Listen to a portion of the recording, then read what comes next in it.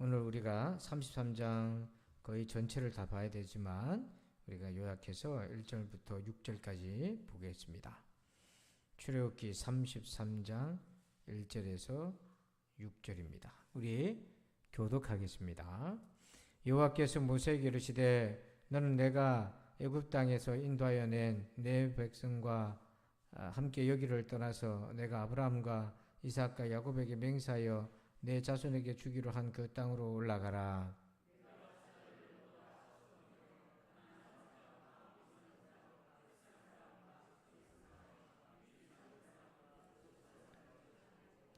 너희를 적과 꿀이 흐르는 땅에 이르게 하려니와 나는 너희와 함께 올라가지 아니하리니 너희는 목이 고준 백성인즉 내가 길에서 너희를 진멸할까 염려함이니라 하시니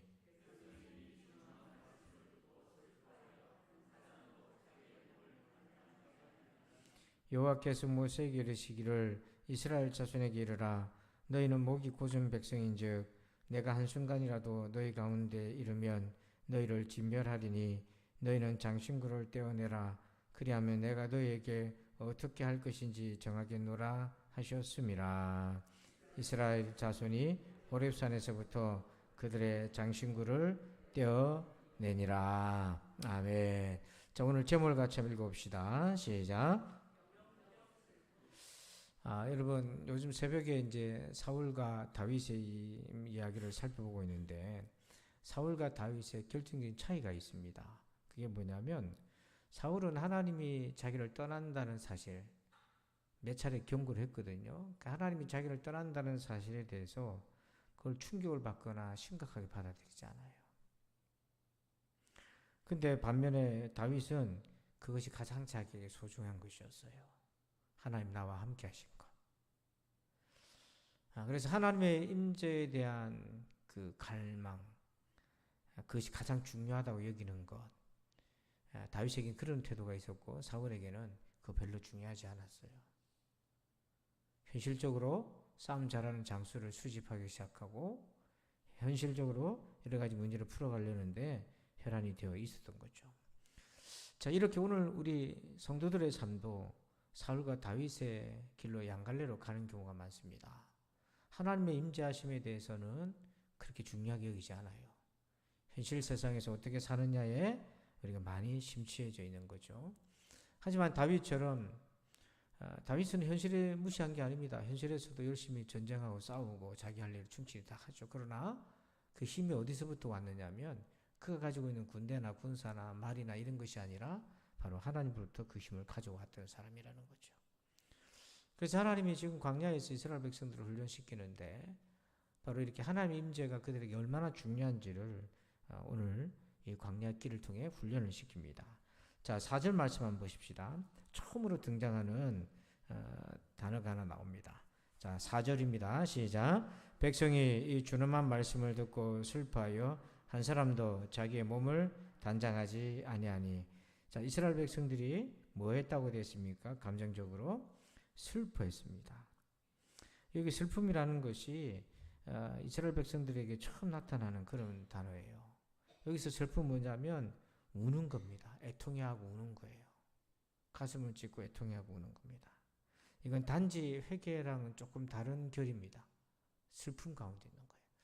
이스라엘 백성들은 광야에서 나왔을 때 어떤 태도였습니까? 원망과 불평과 때로는 이 사건 직전에 금송아지 우상 만들고 좋아서 노래 부르고 춤췄어요. 그들의 입에서는 노래소리나 또는 원망 아니면 불평 이 두 가지로 왔다 갔다 했습니다. 근데 정작 그들에게 꼭 필요했던 슬픔의 그런 감정이 없었던 거죠. 자, 그런데 왜 슬퍼했나? 이 슬픔의 이유가 뭔가? 3절을 보십시다.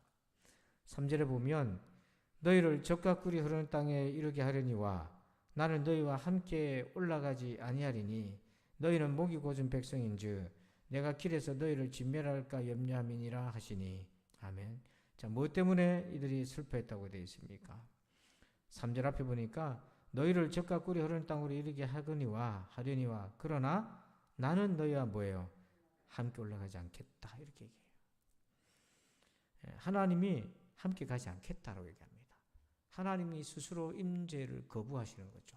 나는 너희와 동행하지 않겠다. 이렇게 거부해버립니다. 그 사실에 깜짝 놀란 백성들이 단 한 번도 경험하지 못했던 슬픔을 경험합니다. 하나님이 우리와 함께 가지 않겠다고 얘기하신 거죠. 자, 그건 이들에게 무슨 의미가 있었길래 이들이 원망, 불평 또는 노래 양극단으로 치닫던 이들이 갑자기 슬픔 가운데 빠지게 됐나. 자, 16절입니다.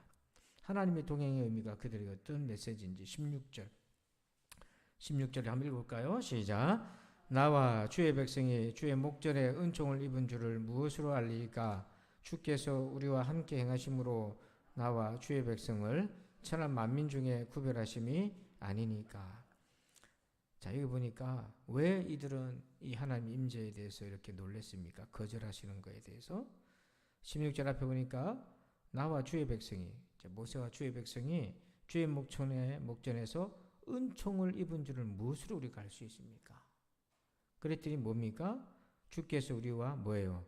함께 행하심으로 세상 많은 만민 중에서 우리를 구별하신 거 아닙니까?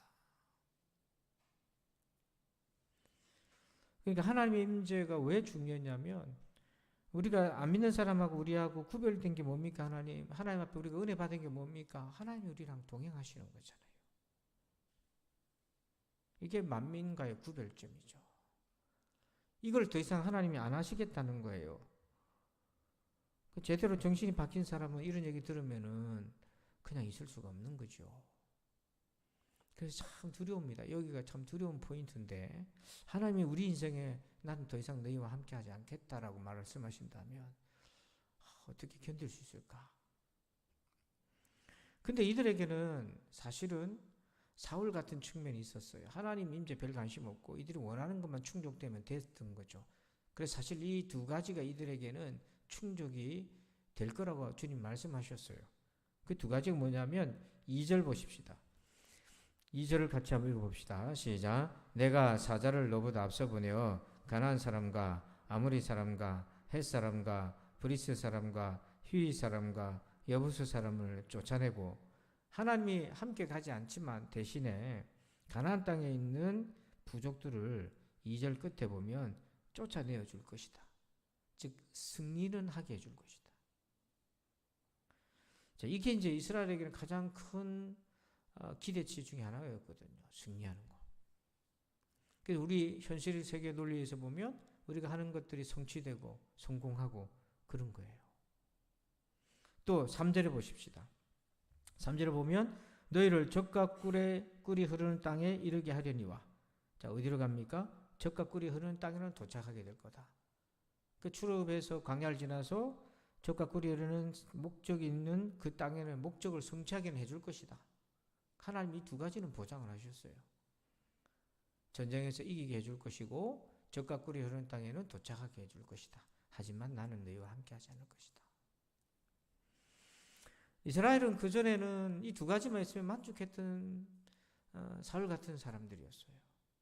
전쟁에서 이기고 젖과 꿀이 흐르는 땅에 도착해서 근심 없이 걱정 없이 살아갈 수 있다면 먹을 것, 입을 것, 마실 것 이런 거 걱정 없이 살 수 있다면 얼마나 만족하고 좋겠습니까? 그런데 정작 하나님이 이 두 가지를 다 주시겠다 하지만 그러나 나는 너희랑 같이 안 올라갈 거야. 너희는 목이 곧은 백성이라서 조금이라도 너희가 또 교만한 짓 하면 난 너희를 진멸할까 봐 난 너희랑 함께 안 갈 거야. 이렇게 얘기하시는 거예요. 그래서 하나님이 스스로 하나님 임재를 거두시고 거절하시는 거예요. 우리는 전쟁에서 이기고 목적을 이루는 것이 하나님 우리와 함께 하시며 동행하시며 증거라고 했는데 그거 아닌 거예요. 하나님 함께 하지 않아도 그렇게는 해줄게 이렇게 해라는 거예요. 그 참 무서운 거죠. 그래서 이스라엘 백성들이 그 얘기를 듣고는 처음으로 출애굽기에 나오는 단어가 뭐냐면 슬픔을 경험한 거예요. 이게 바로 영적 슬픔이에요. 이걸 오늘 우리에게 적용하자면 오늘 나에게 이런 슬픔이 있나? 우리에게 이런 영적 슬픔이 있나? 자, 그러면 우리가 어떻게 하나님의 이 단호한 나는 너희랑 함께 올라가지 않을 것이야 라는 청천벽력 같은 소리를 듣고 가만히 있을 수 없잖아요. 그 어떻게 하나님의 마음을 되돌이킬 수 있겠습니까? 이제 두 가지가 있습니다. 자, 첫째는 뭐냐면 5절 보십시다. 5절. 5절입니다. 시작. 여호와께서 모세에게 이르시기를 이스라엘 자손에게 이르라 너희는 목이 고준 백성인즉 내가 한순간이라도 너희 가운데 이르면 너희를 진멸하리니 너희는 장신구를 떼어내라 그리하면 내가 너희에게 어떻게 할 것인지 정하겠노라 하셨습니다. 아멘. 자, 하나님이 5절 끝에 고민은 해보시겠다. 근데 조건이 하나 있다. 뭘 떼내라고 얘기합니까? 장신구를 떼내라 이렇게 얘기해요. 왜 하필 하나님이 장신구 얘기를 할까요? 이 장신구의 실체가 뭔데 그걸 떼내면 내가 한번 좀 생각해 볼게. 그 얘기를 하실까요? 자, 여러분 이 장신구는 출애굽할 때 애굽 백성들로부터 빌려서 얻어서 가지고 나온 겁니다. 그리고 이 장신구의 일부를 가지고 금송아지 만드는 데 썼어요.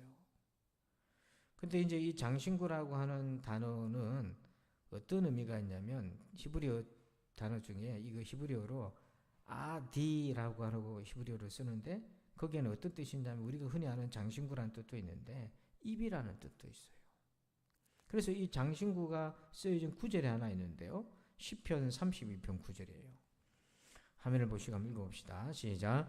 너희는 무지한 말이나 노새같이 되지 말지어다. 그것들은 제갈과 굴레로 단속하지 아니하면 너에게 가까이 가지 아니하리로다. 하나님이 우리가 어떤 존재냐면 어리석은 말과 노새 같아서 그 입에다가 제갈과 굴레를 물려서 단속 안 하면 말 안 듣는 존재다는 거예요. 그게 우리라는 거예요. 근데 여기서 장신구라고 쓰여진 단어가 뭐냐면 우리 번역에는 그게 살짝 이제 생략이 되어 있는데 제갈과 굴레로 뭐를 단속합니까? 입을 단속하는 거죠. 그래서 말이나 낙엽이 코에다 끼어가지고 고삐를 당기잖아요. 요거 자체를 장신구랑 같은 단어로 쓰여지는데 그게 뭐냐면 말이나 노새 입에다 코에다 끼어가지고 주인이 끌고 안 가면 말 안 듣는다 얘기인 거예요.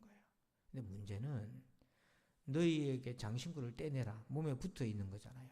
코골이를 하든지 귀골이를 하든지 목골이를 하든지 그걸 떼내라는 거잖아요. 근데 뭐냐면 예수님의 멍에를 매면 이 제갈과 굴레가 예수님의 멍에라면 주님을 배우잖아요. 주님을 본받게 되잖아요. 근데 이 제갈이 코에 맨 멍에와 굴레가 우상이라면 죄악이라면 우리를 어디로 끌고 가겠어요?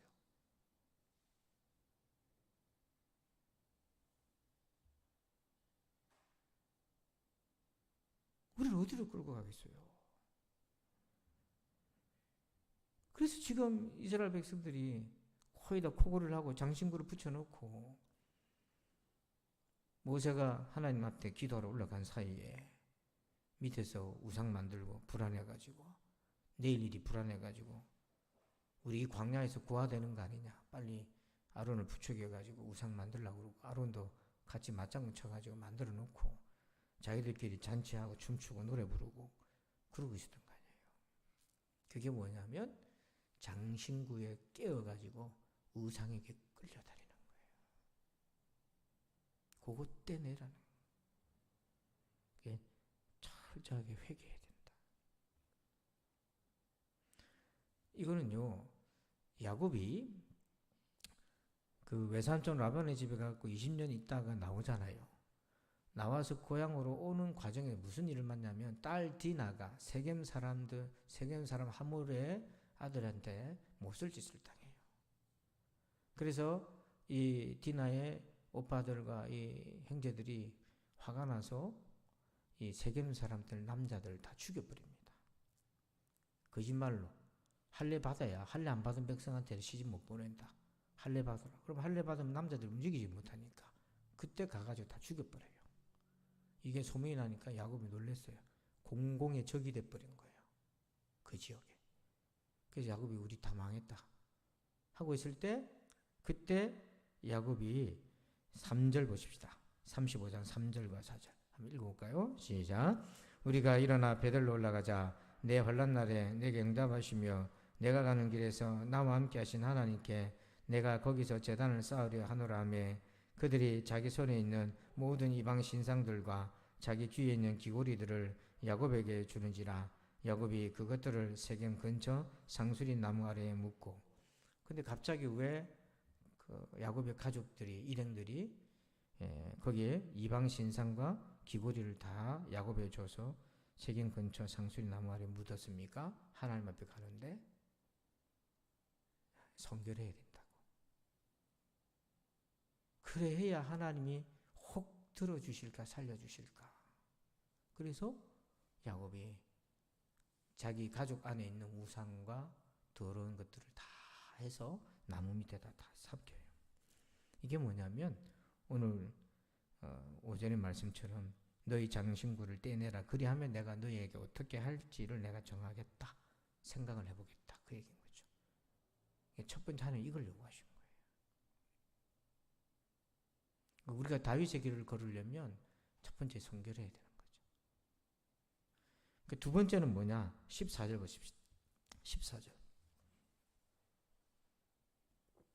33장 14절 시작. 여호와께서 이르시되 내가 친히 가리라. 내가 너를 쉬게 하리라. 자, 여기에 모세가요. 첫 번째는 성결이었고 두 번째는요. 기도인데요. 모세가 하나님 앞에 나가서 기도합니다. 하나님이 같이 안 가면 우리가 가는 인생이 무슨 의미가 있습니까? 주의 목전에서 은총을 입은 것이 무엇인지 하나님이 우리와 동행하시는 거 아닙니까? 그래서 만민과 구별하시는 거 아닙니까? 하나님 우리랑 같이 올라가세요 하고 하나님 앞에 매달려요. 그런데 여기 하나님 이상한 말씀을 하시는데요. 결국에는 모세의 기도에 하나님 응답을 하셔서 여호와께서 이르시되 내가 뭐예요? 친히 가리라. 그 다음 한번 읽어볼까요? 내가 너를. 이게 무슨 말입니까? 이 말은 하나님이 친히 가리라는 답을 하시지 않으시면, 즉 하나님이 우리와 함께 하신다고 하지 않으시면, 하나님이 우리랑 함께 하지 않으면 모세의 영혼은 안식이 없는 거예요.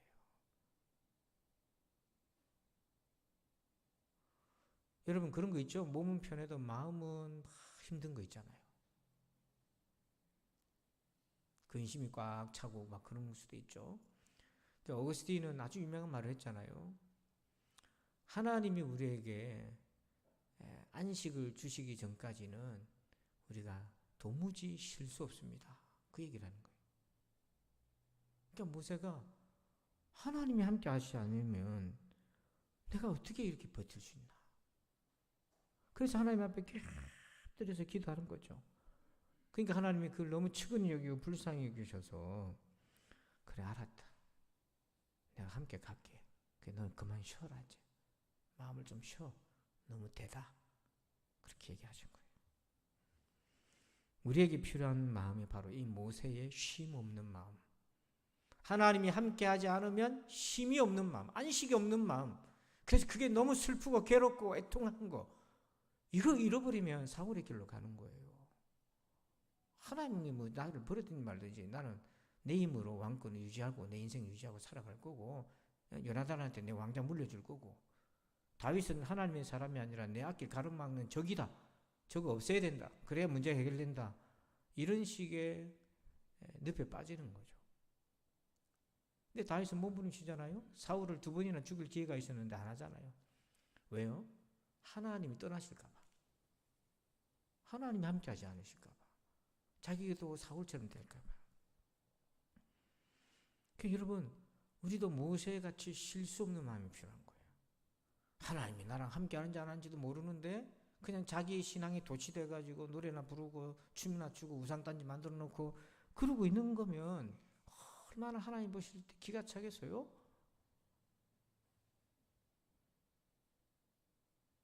하나님이 나랑 함께하지 않는데 너무 편한 거예요. 사람들이 너무 편한 거예요. 그게 오늘 우리의 문제다 하는 것입니다. 그래서 이들에게 이렇게 임재하심이 왜 그다지도 큰 것으로 이제 여겨지게 되었나. 이게 훈련의 과정에서 이제 비로소 이들이 깨닫는 거죠. 그게 이제 13절에 있습니다. 13절 한번 보겠습니다. 13절 보면 끝에 한번 볼까요? 제가 한번 읽어볼게요. 내가 참으로 주의 목전에 은총을 입었사오며 원하건대 주의 길을 내게 보이사 내가 내게 주를 알리시고 나로 주의 목전에 은총을 입게 하시며 이 족속을 이스라엘 족속을 그 다음 뭐라고 되어 있어요? 주의 백성으로 여기소서. 우리를 버리지 말아주세요. 하나님의 자녀로 여겨주세요. 하나님의 백성으로 여겨주세요. 이게 바로 영적 안정감이에요. 여러분 사람이 제일 힘든 게 버림받는 거거든요. 그것처럼 견딜 수 없어요. 어릴 때 부모로부터 버림받든지 친구로부터 버림받든지 또는 뭐 성도들 간에 버림받든지 가정에서 그럴 수 있잖아요. 그게 제일 두려워요. 그것처럼 인간을 나락으로 떨어뜨린 게 없는데 반대로 그만큼 또 인간에게 중요한 게 뭐냐면 이 안정감입니다. 너는 내 아들이야. 너는 내 딸이야. 당신은 소중한 사람이야. 이렇게 그 영적인 안정감을 딱 심어주면 사람이 살아날 수 있어요. 그래서 왜 이렇게 하나님 임재의 목을 맸냐면 그 백성들에게 우리가 하나님의 백성이라는 영적 안정감이 중요했기 때문에 그래요. 자, 그래서 8절과 9절 봅시다. 8절과 9절 백성들이 다 보는데 모세가 하나님 만나러 해막으로 가는데 8절과 9절 읽어볼까요? 시작. 모세가 해막으로 나아갈 때는 백성이 다 일어나 자기 장막문에 서서 모세가 해막에 들어가기까지 바라보며 모세가 해막에 들어갈 때에 구름 기둥이 내려 해막문에 서며 여호와께서 모세와 말씀하시니 아멘.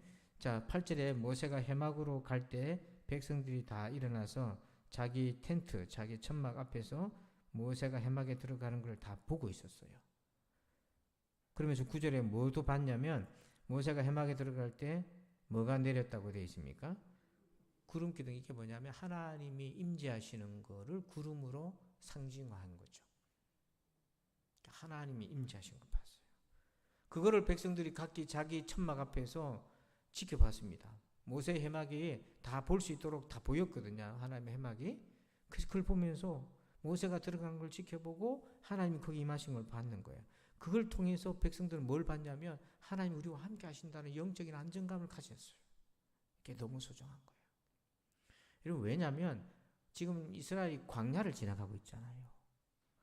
광야를 가보면 성지순례 가보신 분들은 광야를 가보시면 알겠지만 광야에 가면 숨을 데가 없어요. 지켜줄 데가 없어요. 다 사방팔방인데. 그러니까 이스라엘이 하나님 함께 안 가겠다. 그냥 너희들끼리 가라. 이렇게 되면 뭐냐면 무방비 상태인 겁니다. 이게 완전히. 그런데 우리가 지금 천막 치고 벽돌로 집을 지은 게 아니라 천막 치고 있는 거거든요. 천막이 무슨 힘이 있습니까? 돌 하나 던져도 넘어지는 게 천막인데. 원수들이 화살 쏘고 칼 들고 쫓아 들어오고 짐승이 오면 무슨 수로 막습니까?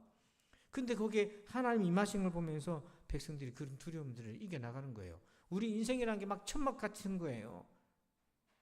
좋은 집에 살아나 우리 살고 있으나 우리의 마음은 천막 같아서 여기에 바람 불면 이렇게 휘청거리고 이 바람 불면 이렇게 휘청거리고 찢어지면 확 찢어져 버리고 막 죽을 것 같고 못 사는 겁니다. 못 살아요.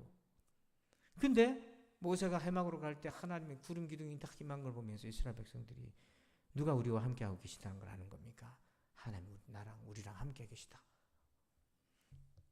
그래서 사무엘상 22장 5절을 보면 다윗이 사울에게 막 쫓겨다니다가 이제 요새에 숨어 들어갔는데 하나님이 선지자를 갓을 보내서 한 얘기예요. 한번 읽어봅시다. 시작.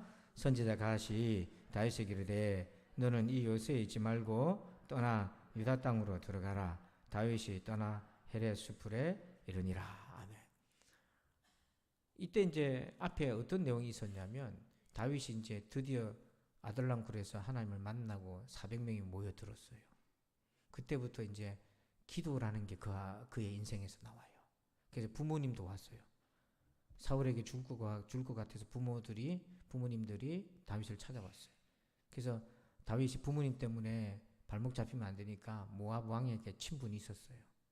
그래서 모압 왕에게 아버지, 엄마를 부탁을 하고 부모님 부탁하고 자기가 뭐라고 부탁하냐면 하나님 우리를 어떻게 인도하실 때까지 조금 우리 부모님 좀 지켜주세요 하고는 모압으로 보냅니다. 요단강 건너서 보내요. 그리고 다시 요단강 건너와서 있는데 선지자 갓이 다윗을 찾아서 뭐라고 하나님의 말씀 전하냐면 너는 이 요새에 있지 말아라. 요새에 있어야 안전한데 요새에서 나오라. 어디로 갑니까? 유다 땅으로 들어가라. 거기 어딘데요? 사울이 자기 죽이려고 군사 풀어놓은 데거든. 유다 땅의 지형적 특징은요, 숲을도 있지만 대부분 광야예요. 거기 가라. 다윗 입장에서는 두려운 거 아닙니까? 요새에 있어야 안전한데 광야로 가라네. 거기서 하나님이 그에게 뭘 연단시키냐면 물리적 요새가 너를 지키는 게 아니야. 여호와는 나의 요새이시요 피난처시요 나의 구원이시라. 하나님을 요새로 만나야 되는 거지. 이제부터는 하나님이 너의 요새가 되는 거지. 그러니까 우리도 신앙생활 하다 보면 현실적인 요새 안에 딱 들어가서 이게 나를 지켜줄 거다. 이게 나의 노후를 지켜줄 것 같고 이게 나의 삶을 지탱해줄 것 같잖아요. 그게 딱 들어가 있잖아요. 그럼 뭘 의지합니까? 바로 그 요새를 의지하고 앉아있는 거예요. 뭐 아무것도 못하고 거기에 숨어 들어가 앉아있는 거예요. 그것만 높이 쌓고 쌓아 올리려고 하는 거예요. 그런 사이에 하나님이 다윗을 향한 계획하시면 전혀 이루어지지 않은 거죠. 하나님이 다윗을 왕으로 세워 나라를 하나님의 뜻 가운데 통치하려고 하는데 요새나 들어가서 앉아서 자기 안위만 그렇게 쌓아놓기 시작하면은 하나님의 계획과 성취는 어떻게 됩니까? 부르심의 계획은 이루어지지 않는 거죠. 그래서 하나님 불러낸 거예요. 유다 땅으로 들어가라. 거기서 다윗이 죽어요, 살아요? 안 죽습니다. 왜냐? 하나님이 요새가 되어주셔서요. 죽을 수가 없죠. 그거를 하나님이 다윗에게 연단을 시키는 거예요. 그러니까 지금 이스라엘 백성들이 광야에서 해막에서 모세가 하나님 찾으러 갔을 때 그 구름 기둥이 임하면서 하나님 여호와의 인죄하심. 자, 우리에서 끝으로 4절 말씀을 같이 봅시다. 4절입니다. 여러분 눈으로 읽으실까요? 4절. 백성이 준엄한 말씀을 듣고 슬퍼하여 한 사람도 자기의 몸을 단장하지 아니하니. 이들이 비로소 반드시 깨달아야 됐을 이 슬픔을 경험합니다. 하나님 안 가겠어. 너희들끼리 가라. 원하는 거 다 해줄 테니까 그냥 가고 나는 안 갈 거야. 했을 때 이제 너무너무 놀라고 슬펐어요. 그러나 결론적으로 하나님은 이 과정을 통해서 이스라엘을 회복시키시고 결국에는 모세를 통해서 뭐라고 응답하셨죠? 내가 친히 가리라. 이제 너는 쉬어라. 친히 가리라. 여러분 하나님이 함께 가셔야 인생입니다. 기도하겠습니다. 뒤에 다 불 꺼주시고요. 기도하겠습니다. 하나님 아버지 감사합니다. 하나님 없이 승리는 있고 젖과 꿀이 흐르는 땅은 있으나 하나님이 함께하지 않는 그곳이라면 하나님 우리는 싫습니다. 하나님 우리는 싫습니다. 이렇게 말할 수 있는 믿음의 사람들이 되게 도와주시옵소서.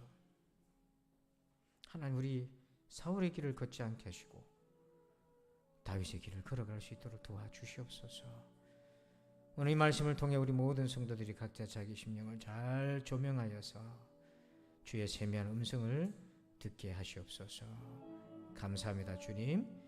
예수님의 이름으로 기도합니다. 아멘.